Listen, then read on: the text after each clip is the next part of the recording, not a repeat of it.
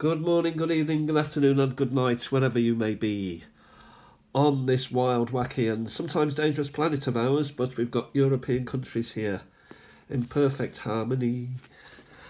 And I've made a list of them all, and territories. And the boxes are now empty of the European goodies and placed within the folder. So we're going to have a quick look at what I've got. I nearly said so far, but I think I'm going to come to the end of this and then move. I'll put this away and move strategically further out of Europe, maybe into Asia or the Americas, or maybe Africa. I don't know yet. So we have a list there. Here we have the top 10 of first issuers. I may have shown you this before, but it's just to finish it all off. UK is top, obviously. Denmark is 10th. Albania is 1930. We'll come to that in a minute. And also the most expensive top 7. So it's just for information only for myself and for anyone who ever picks this up. Albania, the first issue was 1913, featuring King William of Vied, who briefly ruled 6 months Albania in 1914, and then of course the First World War kicked off and it all went to pot. So we've got all the sort of stuff going on with Albania. Austria, similar. Now some countries obviously have more stamps than others. I'm going to have to swiftly go through these. Otherwise I could be here a long old time. So Australia was quite popular in the arts and crafts box, which I received something like 1,000 stamps, of which most of these are from, if not all. So it shows what you can do for a tenner. You can get a good old collection for £10. Okay, you've got to buy the paper and the sleeves and everything, but you know what I mean? You can get a nice little collection. And if you wanted, you can take your time with it and put them in order. I have not. Belgium, another very, very popular country for stamps. First Belgian stamp, 1899. Yeah, interestingly, there was not a country named on the Belgium stamp when they first came out because it was intended only for use within the country of Belgium. How about that? Bulgaria, not many stamps. What goodness have I got here? Well, its very first stamps, 5 of them, were printed in Russia, and they used the French currency because at that time Bulgaria didn't have its own currency. It had just become independent, so then it adopted its own currency afterwards. Czechoslovensko, which is Czechoslovakia to the likes of you and me. So there's I'd say quite an interesting amount of stamps there. The Czech Republic, I've only got 2 stamps and it is a pair. And this is interesting. It's the Church of the Sacred Heart, 30th of March 1993. And it was designed by a Slovenian, not a Slovakian, but a Slovenian, because Czech broke from Slovak. And he was Joseph probably, Pleknik. And they were first issued in 1993. There we are. So Denmark, we've got some stuff going on there. Not too many of them. Era. I would say that's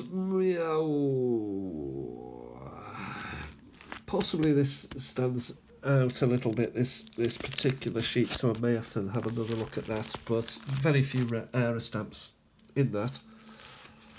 I added a few more. Finland, pretty sparse amount. I need to fill in some information about Finland, see when they first started. France, not many. I have bought French stamps sort of in hundreds or 200s, particularly the Mariannes, particularly the Soa. I was very interested in those, but these also came along, so I've sort of loaded them up a little bit, including my leftover Soas and Mariannes. Germany, reunified. Big old topic, Germany, but I decided to keep it simply reunification Germany, because I've got a folder full of Bundespost and also Nazi Germany, pre-war, old German Empire, that sort of thing. Greece, again, some information that I've put there. All information, by the way, is not from out of my head. It is from AI. And there's some, you can catch AI out. Now, Hungary, this is interesting. I've got lots of these, and I'll show you these in a minute, but you see a whole raft of them there. We've got a lot of stamps from Hungary. They must have been producing them. And old-timers as well, so not the modern ones as such, that your cents were produced to raise the national, as a national product to sell. But there's some old ones as well. So here we've got more. A little bit of information there with these. Not too much, because I don't really understand. Anyway, here we get slightly more, less boring, let's put it like that. So we've got a lot of these coming out in, not these so much, but this colour, the brown, the 50, comes out a lot in the arts and crafts. I would say I've got 30 of them. Of course, I load them up in previous pages, and then suddenly more and more come out. And you wish you'd done this, which is just load them up onto one page. However, I didn't, and then finally there's 2 there. But as I come across more, of which I'm sure I will, more will be loaded up. Italia, we're up to those. I love these because they fit in neatly and nicely. Some classic arty stamps.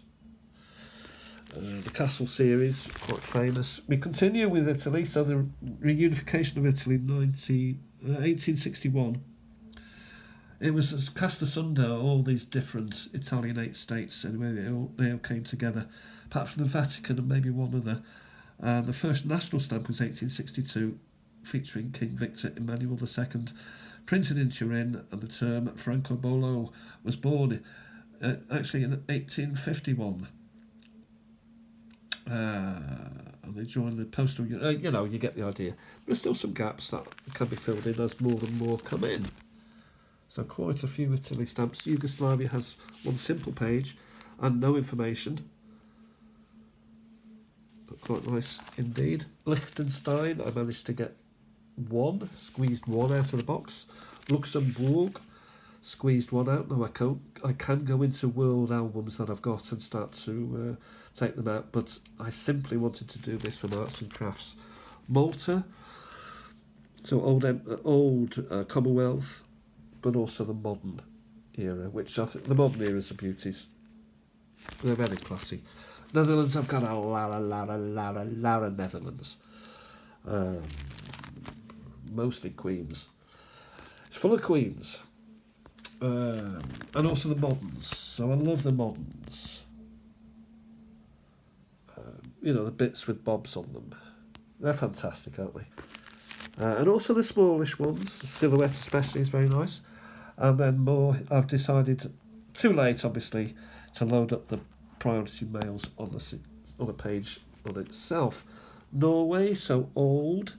1855 was their first stamp, the Forskilling Blue. It was a coat of arms stamp. I don't think I've got it. And it was inscribed Frimera, which I don't know what that means, but it didn't include the word Norway. So maybe it was only used locally.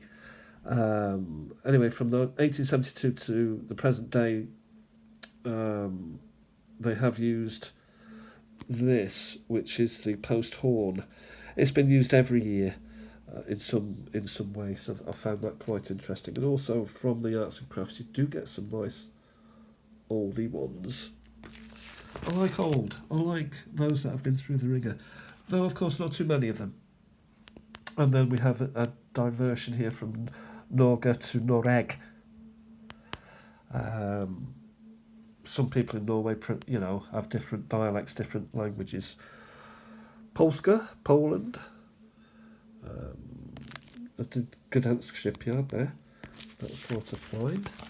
Not expensive, but very historical shipyards. Katowice pair. The first postal service was in 1858, you see here, and then the first postage stamp was the coat of arms 10 kopek in 1860. In 65, they were under Russian control, then World War I, World War II. So, this is a cockpit of Europe. No, it's not the cockpit, but it's the battling grounds. It's killing fields of Europe, so it's gone back and forth. And at one time, even Danzig, Gdansk was an independent state, or at least a free city with its own government. But these don't last long. So that's Poland. Portugal, surprisingly few, considering it's a holiday resort. I would have expected a few more. These, I think, are really classy. Knight on a steed. Wonderful. Romania. Again, some sort of split. So, Romania in some eras, particularly during the communist era. Unfortunately, I need to remove that to its proper place, the Rominas. Anyway, Romanian stamps were first issued in 1858, and they were issued from Moldova, which was part of that area then. And then they started to issue stamps in 1862. So we've got Romania there. Then Romania here, I've dedicated a different page to it, and it needs sorting out. That's folded there, so that's a disappointment. España, a lot of Spain, as you can imagine. So I've sort of just grabbed a few. In fact, I've been through the box with Spain in order to set up their own stock book page, I think it was. So whatever was left over, I put in there. Sverige, Sweden. Again, I do like the old ones. The old kings, the nice little square ones are very, very nice. Switzerland, and William Tell stamp is probably one of my favourite stamps ever. Here he is again. Helvetia, there was a lot of stamps coming out of Helvetia, and I've had to back them as well. Otherwise, it was coming to that.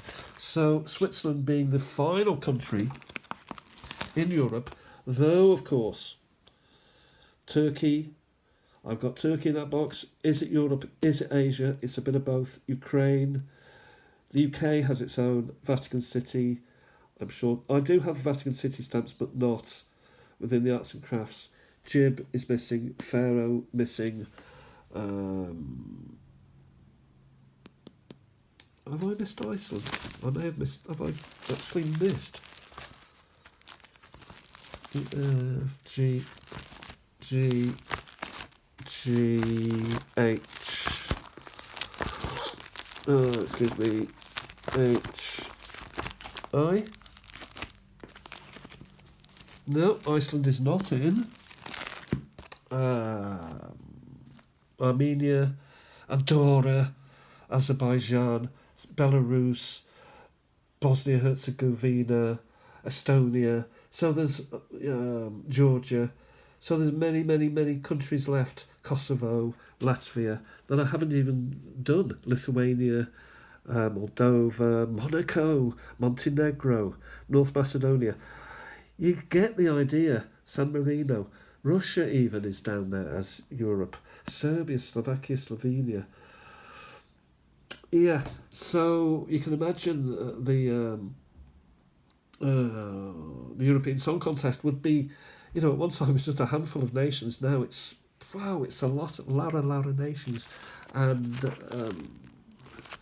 I think as I come across stamps from these other European countries, I will set up a page for them and give them their due.